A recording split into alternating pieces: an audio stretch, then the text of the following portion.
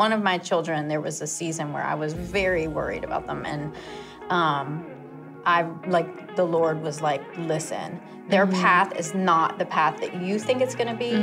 Their path is not the way that you would plan everything out, but like, I've got this. It's going to be even better than what you could have planned out for them. Cling to that during those seasons where you're like, I don't see it, God. Well, happy Mother's Day, Community Church. I'm Katie Pfaff, and I am here with the radiant Pastor Jill Whitlow, and we are talking about all things mom today. I love it. Mother's Day is coming up. That's right. I love that we use the word mom just to kind of like encapsulate all things. All things. It's mom. It includes a lot. A lot. Far-reaching. I'm sure is appropriate because moms do everything. Sometimes. Are everything. It feels that way sometimes, Does it? For sure. Okay. Yep. Okay. Well, listen, I wanted to start off today with the most pressing, I'm sure, or most burning question, if that's okay with you. Sure. I'm a little nervous. Okay. No need to be nervous, but I think that people want to know, who is your favorite kid? Oh, they all are. Oh my gosh. That's okay. the big secret. Is that right? They are all my favorites. You can tell us it's Kate. And we do tell her and her brothers regularly that she is our favorite. Oh my gosh. Oh my gosh. She's also the guinea pig. We apologize to her regularly because she's our first. Yeah. And we didn't know what we were doing. Yeah. And sometimes she's like, Mom, what are you doing with Jude? Like, he gets away with stuff we never got away with, you know. And we're like, we're sorry. We just didn't know. Yeah. We didn't know when we were raising you. So, well, I think you guys did a great job. I was going to say, in my opinion, yes, she is, So. Isn't she? And we just, we love Kate, and she's going to hopefully be a great mom one day too, which is exciting. Well, yes, thank you for answering that question and also, you know, giving us the nice answer and also the truthful answer, which is that we love you, Kate. We know that you're our favorite here. I'm just kidding. We love them all. I do wonder, like, what is, now that you're a mom of 2 college kids, and maybe you can think back to like this season or other seasons, what's been your favorite like mom season? I love, and this is unusual for, I think when I say this, people are like, what are you talking about? I've loved every season, but I love the teenage season. Wow, really? Charlie and I were youth pastors for like 10 years, you know. So we just have always loved being around teenagers, having teenagers, and college. I love that season too. But I mean, it's stressful.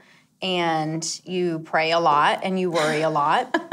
Yes. Because problems become like, they're so fun. They're like, teenagers are so fun. I love it. Yeah. Oh yeah, trust me. Yeah. I feel that, though I don't have to parent any of them. Yes. And but so you work with teenagers, so you get it. But there is a difference, I think, of like parenting. Sure. Versus Absolutely. You're like, oh, I get to hang out with the teenager. I definitely went into, like, as our kids were becoming teens, like, oh, I've got this. Yeah. Like, we know we this. Is what we do I in our worked with sleep. teenagers for so many years, like small groups, always had them at my house. And then it definitely was different. I think the Lord humbled us a little bit. Like, oh, you think you've got it all under control. My gosh, you think you know everything. Yeah. So I think that God gives us teenagers at a time in our lives where maybe we're getting a little more comfortable. We're out of our 20s and maybe in getting closer to our 40s. And, you know, life just feels like, you know, normally we've decided what we're going to do with our life. We know, you know, our career path. Things are settled. Maybe we own a home, whatever. And then we're just comfortable. And so God's like, oh, you think you're comfortable. Let me send you some teenagers. Let's just take you out of your comfort zone. You will learn. Yeah, let's shake things up a bit. Yeah. So yes. I do love that, like that spirit and kind of our emerging adults, which there is a difference between having a teenager and sort of an emerging adult. I'm sure of it, but like it feels like teenagers are just at the cusp. Absolutely. So it really is like, ooh, you're going to push some boundaries, I think, or that comfort zone. I love that. Absolutely. I love it. Is it true what they say, though, too, that, like, toddlers and teenagers have, like, I don't know. Is there truth to that? So. I feel like I meet toddlers. I do feel like there were some times where I was like, you know, with my teenagers, and I still have 2 teenagers. Well, Charlie's 19. Does that count as a teenager? I don't know, but he's out of the house. Sure, yeah. So I do feel like there was times where I had to tell myself, like, I don't get mad at a 3-year-old for throwing a temper tantrum, you know, because that's kind of what 3-year-olds do. Right. I mean, not that you just allow it, but, you know. Right. You don't get offended about it. Like, why are you throwing a temper tantrum? So I kind of had to tell myself, like, okay, my teenager is like, has a really bad attitude or just whatever behaviors teenagers have. It's like I had to remind myself, oh, like this is just all the stuff that's going on in their bodies, in their minds, in their lives. Like that's just how it's coming out. Which is so much. And my word. It is truly, I think, like patience, grace, like what you get to experience that, I think, in its fullest capacity. Yeah. I think parenting, toddlers, teenagers, actually just maybe children in general. I don't know. And so maybe you can speak to that a little bit. Like what's been, like in what ways do you feel like the Lord has maybe helped you be a parent? Or like, are there things that like, I don't know. That might be hopeful to me. Faith is a big part of it. I don't think I can do it all on my own. Yeah, absolutely. Faith is a big part of it. But I also know that there were seasons where we were maybe going through some things. And I even think about, like, I know my husband's shared this story, and I don't think this will embarrass him. Tell it. But young Charlie. Yes. I can't call him little anymore because he's like 6'3". Right. So young Charlie, when he was... you know, I don't know how old he was, 4, 5, 6. He was just struggling through whatever he was struggling through, just behavioral issues. And I remember feeling like, oh my gosh, like we're never going to get through this. Yeah. And really just stopping and getting on our knees and praying and crying and like, Lord, help us. Yeah, and feeling like the Lord spoke to us like, it's going to be okay. Like, he's going to be okay. Yeah. I've got this. I've got you. Yeah. You're going to get through this season. And so that peace and kind of that word from God to kind of hang on to during those times. Really with all of my kids at different seasons when I'm praying through something with them or they're going through something. Yeah. Really depending on that word from God and hanging on to it. Hanging on to that promise. Like, you know. Your kids are going to be okay. One of my children, there was a season where I was very worried about them. And the Lord was like, listen, their path is not the path that you think it's going to be. Their path is not the way that you would plan everything out. But like, I've got this. It's going to be even better than what you could have planned out for them. Oh, my gosh. So, I love that. Like, you cling to that during those seasons where you're like, I don't see it, God, you know, but you cling to that. So, oh my gosh. Thank you for sharing that. I mean, what an encouragement because, I just feel like when you're in the thick of it, and again, I'm not speaking from experience, so it's really encouraging to hear from someone who knows it. Yeah. And I'm sure there's probably someone out there who's like, I'm in the thick of it, and I need to know that, there is a God who ultimately, like, is our Father and is our children's Father. And he's the perfect Father. Yeah. And if we're not parent. able to be, or if we don't believe that we can be, we have him to kind of lean on and rely on, which I just love. He loves our children more than we do. Which is crazy. Because you just hear people talk about, like, the love and how it changes them and, like, from that day forward and just, like, not knowing anything, like, a love greater than that. And to imagine God's love being even more so, which is so cool. So cool. Thank you for sharing that. Oh, my gosh. I didn't mean for us to go, like, so deep into That's okay. We went there. It's all right. We went there. No. And maybe, I mean, that's I guess, I just appreciate your heart in that. And I think, obviously, like, we're here to talk about Mother's Day. We're here to talk about parenting. But maybe there are other,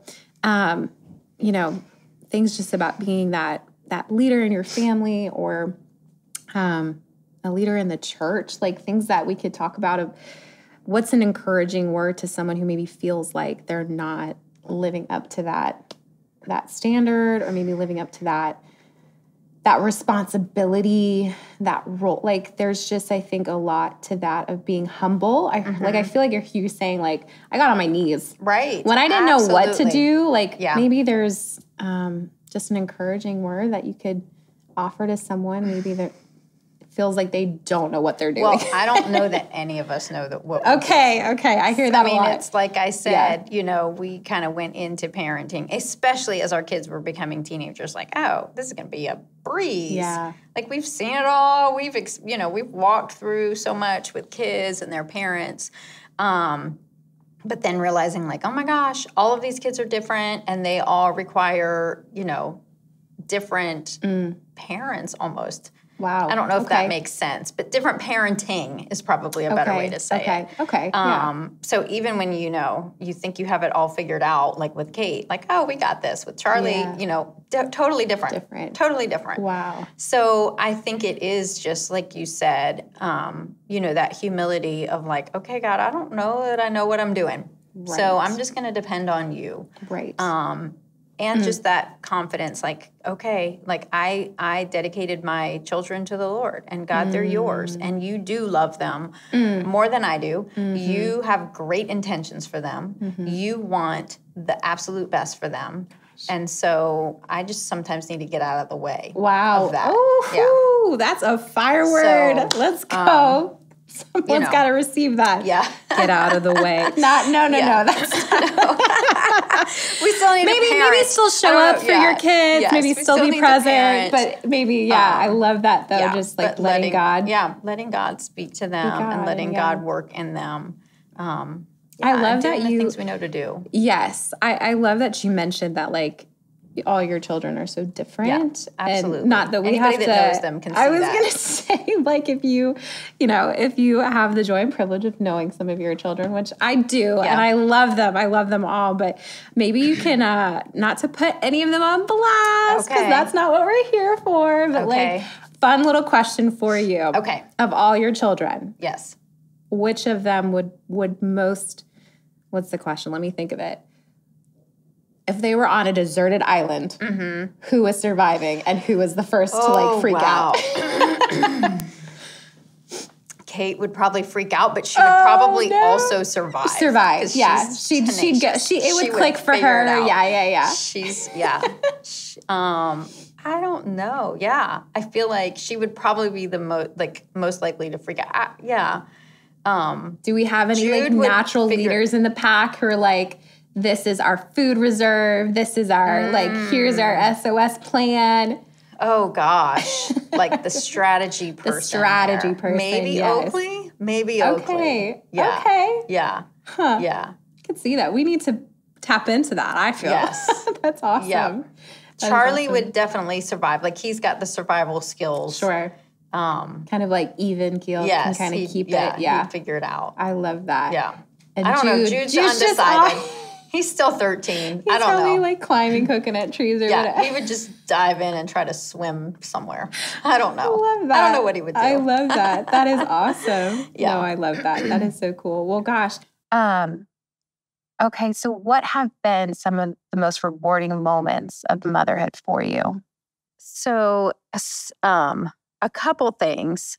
First, it's when other people, because we see all of the bad parts of our kids. I don't know if that's fair, but we get the junk, right? Yes, when they come home from school, right, of course, and they're in the bad mood, or we see them at their low moments. So we see them at their worst, right? So when other people come and see, they get to see kind of like the good things or whatever. So so it's easy for us to look at our kids and, oh my gosh, they're a hot mess or whatever.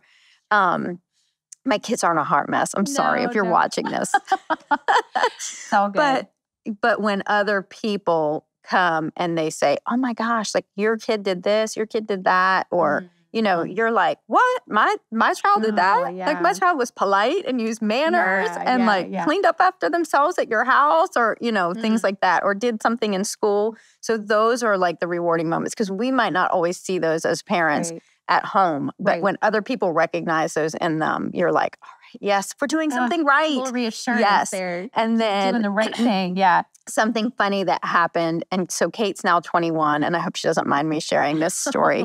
But over Christmas, she was home from college, and she, we were talking about something, and she was like, Mom, oh my gosh, how could you even stand to be around me when I was in middle school? Oh my gosh. She was like, I was always such a bad mood. Yes. She was like, oh my gosh, I was awful. I was always in a bad mood. Gosh. I was so, I was always so grumpy, and I was angry about everything, just the normal girl, right, of course, teenage hormone stuff that you're going through. And she was like, I don't understand how you even liked me. So I'm like, well, I loved you. I just liked you. Yeah. Yes, I did. It wasn't that bad, but that self-awareness of her coming back and realizing, oh my gosh, I love that. And the appreciation of wow, my mom loved me even when I was having a bad attitude about stuff. So that was kind of a rewarding moment. I love that. Yeah. I mean, I guess it is kind of a crazy concept that you've been entrusted these very young people. Yes. But they will grow up to be you hope and pray, functioning adults. Right. Good they'll citizens, get there. I promise. They will get there. Of course. Keep going. Yeah. That is so good. Yeah. So that was a funny and rewarding moment. Weren't we all kind of a hot mess? Well, that's what I told her too. I was honestly, I just remember how I was and the attitude I gave my mom. So I was it was easy for me to be she'll outgrow it. Yeah. She'll be fine. Of course. Yeah. Of course. So I love that. Yeah. I love her. Yeah. I don't know if there's anything else that you would want to share with just maybe the moms in our church, or maybe just anyone who might be listening to this and kind of just reflecting on Mother's Day, or maybe there's a word there for how we can better appreciate moms, and maybe what can we do as children, all of us, right? Better appreciate our moms, or gosh, that's a hard one. That's a hard one. And I'm not to put it all, because this might be something specific to you, right? Feeling appreciation or whatnot. But if there was one thing that you were I wish my kids would do this for me, or I wish I have some pretty fabulous kids. Oh, I love that. They do a lot for me. I think they honor me. That's a big thing. Honoring your that's obviously biblical, scriptural, but honoring. And that can look different ways. I think every mom's different. Yep. So I think that, what might feel honoring and helpful to me might be different for another mom. Well, I think that you're just pointing to the fact that there is going to be something. Yes. There is something. Yes. There is a way to honor. Clean your room. There you go. Do the dishes. Okay. Yeah. Here we go. Now we're getting real. Yeah. I'm sure some moms are out there saying, thank you. Yes, please. Right? Please just do something that your mom asked you to do. There you go. I was going to say just some little something. Hey, little something. Listen to me. Yeah. Yes. Just listen to me sometimes. I do know what I'm talking about every once in a while. That is good. I'm not completely obsolete. Definitely not. That is awesome. Awesome. Yeah. Gosh, well, I feel so grateful, Pastor Jill, to just have had time with you, and the wisdom and everything that you've shared with us. Well, this is fun. And, I know we've got to do this again. We do. And just to everyone who is listening, thank you guys so much for joining us. We hope you enjoy it as our time together as much as we did. But we hope you guys enjoy your Mother's Day, and hug your mom. Yes. Happy Mother's Day. Call your mom. Call your mom. Thanks, guys, for joining.